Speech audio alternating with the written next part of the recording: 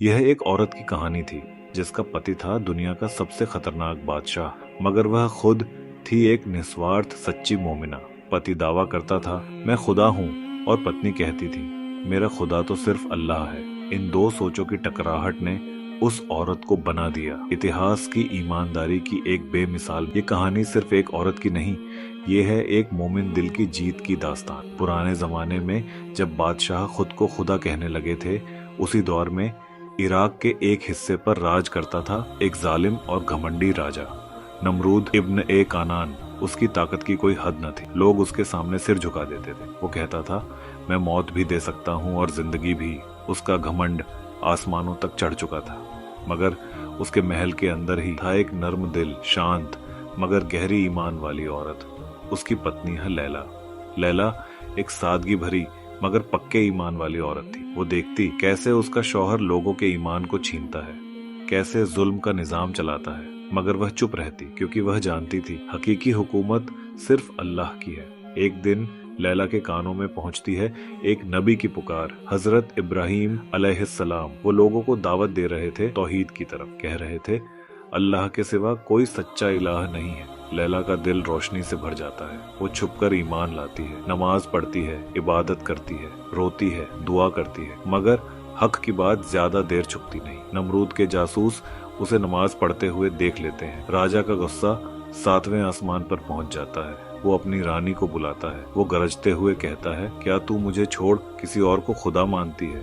लैला शांति से जवाब देती है तू एक बादशाह हो सकता है, लेकिन मेरा रब सिर्फ अल्लाह है। पूरा दरबार सन्ना हो जाता है। नमरूद की आंखें गुस्से से जल उठती हैं। वह कहता है तो तू गद्दार है, तेरी सजा मौत है। लैला को कैद कर लिया जाता है। बस एक बात कहने पर उसे छोड़ा जा सकता था, मैं अल्लाह पर ईमान नहीं रखती। मगर लैला कहती है मेरी जान चली जाए फिर भी मैं अपने रब का इनकार नहीं करूंगी। इतनी बड़ी आजमाइश में भी उसने अपना सर नहीं झुकाया। नमरूद ऐलान करता है कि रानी को आग में जलाकर मार दिया जाएगा। जंगल से लकड़ियां मंगवाई जाती हैं।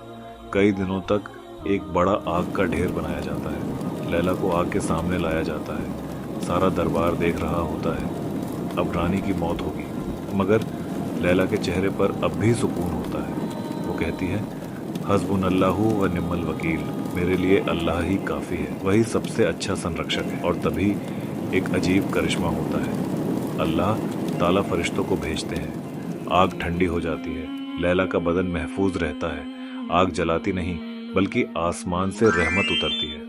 मगर नमरूद अब और भी हठी और जालिम बन जाता है और आखिरकार लैला को तकलीफें देकर शहीद कर दिया जाता है। लैला की मौत इस दुनिया में भले ही एक दर्दनाक हादसा थी, मगर आखिरत में उसके लिए बना था जन्नत में एक सुनहरा महल। फरिश्ते उसे लेकर जन्नत में चले जाते हैं। हदीस में आता है जो औरत अपने ईमान की हिफाजत करती है, सबसे कठिन परीक्षाओं में भी उसके लिए जन्नत में ऐसे इनाम हैं जिन्हें शब्दों में बयान नहीं किया जा सकता।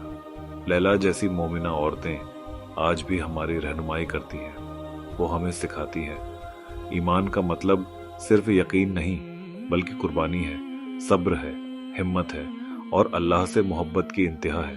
अब सोचिए अगर आप ऐसे हालात में होते जहां आपका परिवार, समाज और जान सब कुछ खतरे में होता, क्या तब भी आप अल्लाह के रास्ते पर डटे रहते?